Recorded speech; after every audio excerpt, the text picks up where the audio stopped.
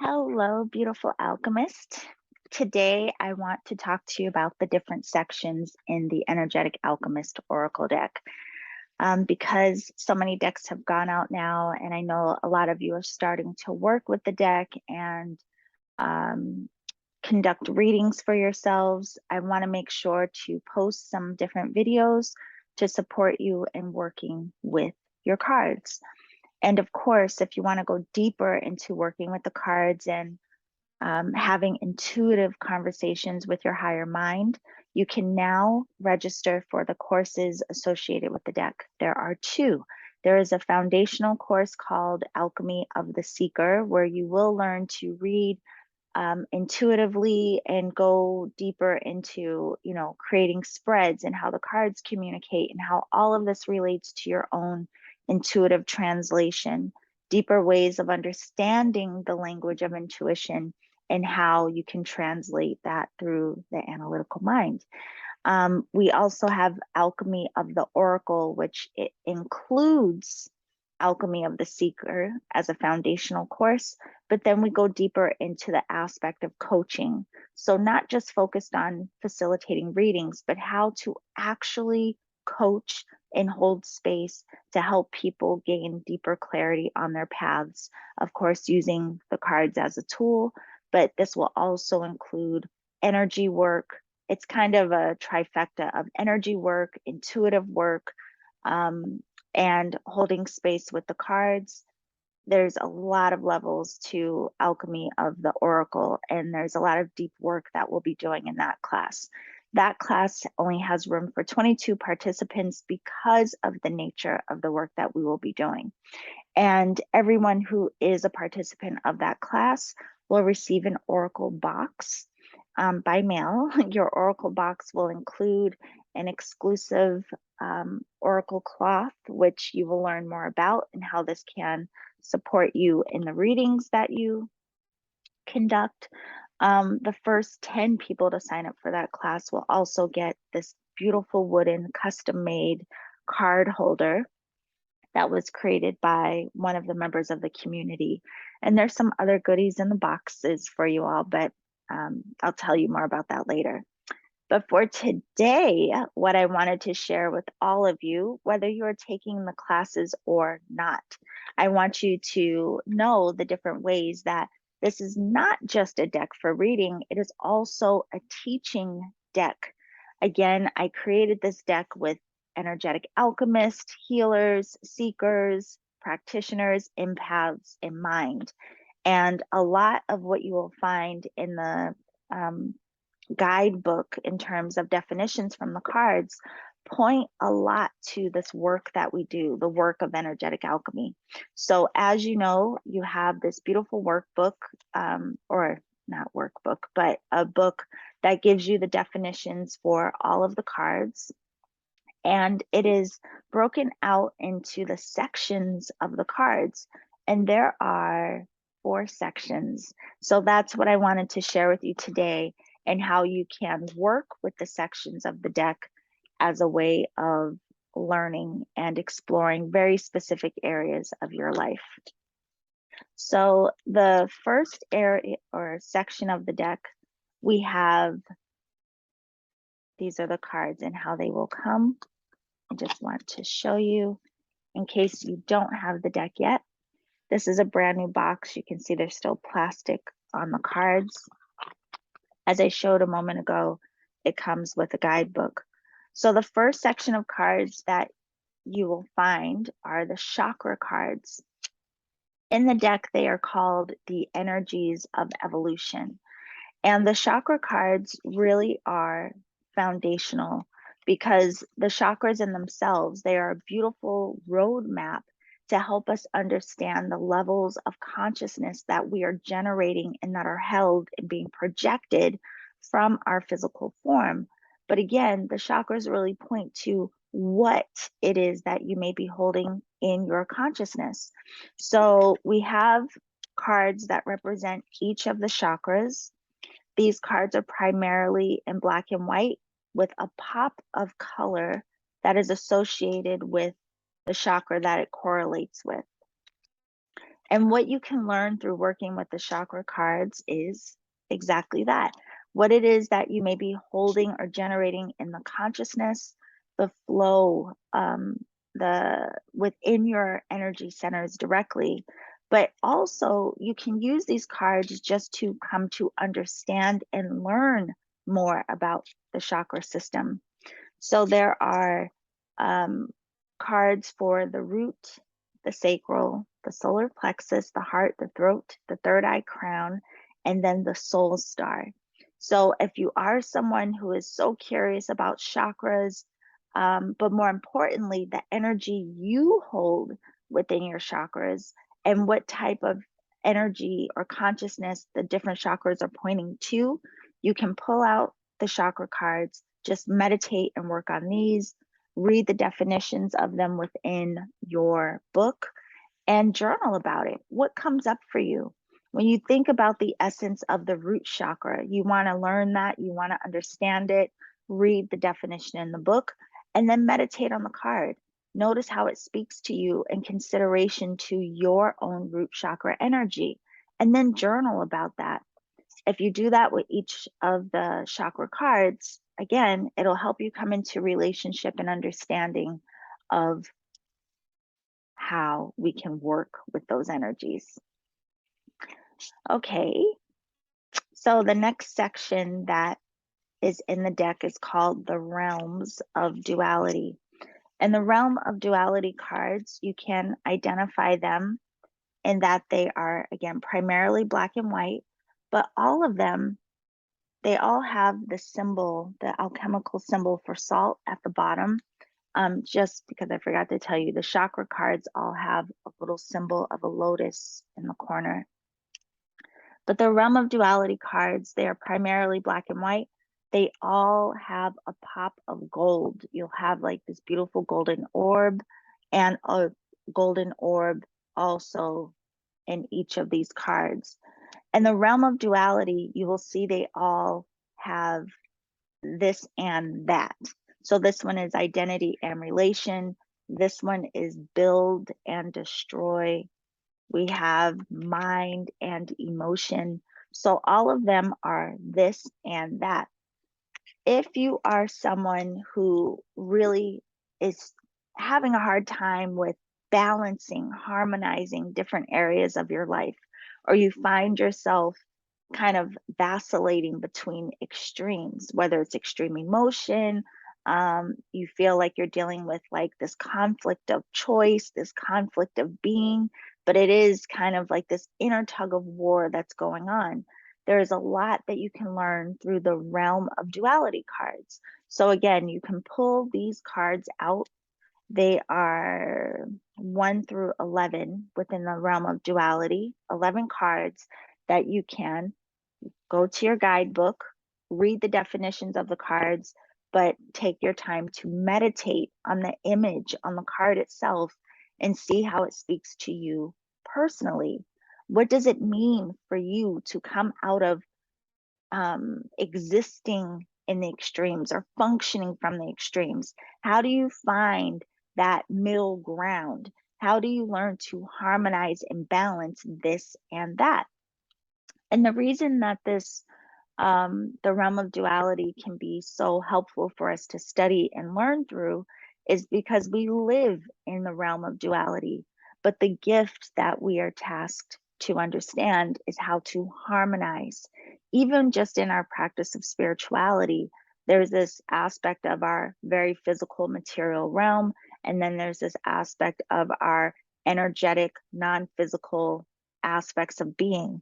And how do we harmonize and integrate existing as both simultaneously? There are a lot of lessons that you can learn about this that support you in your path in your energetic alchemy by working with those cards in the realms of duality. So the next section of cards that you will come across are the major expression cards. And the major expression cards are inspired by the major arcana in tarot. So you will find that there are 22 major expression cards, and they all have a symbol of a solid gold ball at the bottom. And these are the only cards in the deck, except for the ether card I'll show you later. But this is the only section of cards in the deck that are in full color. So they're very easily identifiable. The beauty of these cards is I think of them as our teachers. They really help us to understand what it's like navigating these paths of human experience, human expression. They help us to understand what it's like to be in the material realm while coming into unification and understanding of our spiritual nature. So I think of all of these cards as individual teachers for us in our path. Now, how you can work with the major expression cards aside from just doing readings is these are great cards to pull out if you are trying to understand your spiritual path in a higher way. If you're trying to understand what many call like the hero's journey, or if you're trying to understand the phases and the stages that you're going through as you're going through your own personal processes of energetic alchemy. Say, for example, a lot of people who practice Reiki, after you receive your Reiki attunement, there are these different shifts and changes that you encounter, that you experience as you start to adapt to different frequencies of energy within the body, within the being. And you start to notice and go through this process of changes in perspective, being more sensitive, more aware to energy. You may even become more aware of your intuitive recognition. And it's quite a process to go through, and it can be a little confusing. It can be fascinating, but it can also have its challenges. So if you are curious about what the path of our spiritual awakening is like, and you really want to connect in to how to navigate that, pull out the cards that are the major expressions. Again, you can read the definitions of the cards in the book, meditate on the card that you are exploring, and see how it resonates with you personally. So that is a way that you can work with that section of the cards just independently. Now, the final section of the deck, these cards are the element cards, and the elements are fire, water, earth, and air. So you can break this up into section by element if you like. We start with the fire cards, and there are 8 cards within each element. So the reason I wanted to make sure to emphasize or highlight the elements in particular is because the elements correlate to different aspects of our being. So fire correlates to your will, your drive, your spirit, your life force. And there is a little bit of a secret in the ordering of these cards, how they begin, the different oh, I just noticed something on this deck. Sorry. It's interesting. Oh, there's like a little, oh, you can't see. But anyway, the cards that start each section of the elements and some other cards blended in. There's a little secret about them that you'll learn about in the classes. But if you are someone who maybe is having a challenge with connecting to the essence of your own fire, your own drive, your will, your determination, maybe you feel depleted in this area and you really want to understand the consciousness of the essence of your own fire. Pull out the fire cards and go to your book and see what these cards are about. Again, read the definitions and then meditate on the corresponding card and see how the messaging there relates to you personally to help you harmonize your fire. You'll notice with the fire cards, there is the alchemical symbol for fire down in the corner of these cards. They are primarily black and white, and they all have a pop of color that is red, orange, and yellow that symbolizes the essence of fire. The next element that you will find in your deck is the element of water. The element of water is associated with our emotion, with our feeling. So again, if you're someone who wants to explore the consciousness around your own emotion, your own feeling, how you are in relationship to the element of water within your own beingness, pull the water cards out of the deck, study them, read the definitions, meditate on the imagery, and see how it speaks and correlates with you. There is a symbol, the alchemical symbol for water, down in the corner of these cards. And as you will see, they are primarily black and white with a splash of blue to help you identify them as the water element cards. Okay, the next element you will come across are the air cards. The air cards are primarily black and white with a splash of purple. So with the air cards, the element of air is going to help you understand more of your process of thought. What is your relationship to mind? So if you are someone that is trying to clarify how you process thought, how you are in relationship to mind, then you can pull out these cards and see what comes up for you. Study them, meditate on them. I can't wait to share with you some of the hidden symbolism within these cards that just speak even more to the intuitive translation for you. But these are the air cards. So you will find that down in the corner of the cards, there is the alchemical symbol for air to help you identify these cards. And then finally, we come across the earth cards within the deck. Earth is considered or associated with the material, the physical. This could be related to anything that has to be within the material realm, your finances, what it is you create, how it is that you create, how it is that you are interacting with the material realm itself. And so you will find that these cards are primarily black and white with a splash of green so that you can identify them as earth cards. Actually, this card, the prosperity card, is one of my favorites. It's so gorgeous. And these have the alchemical symbol for earth down in the corner.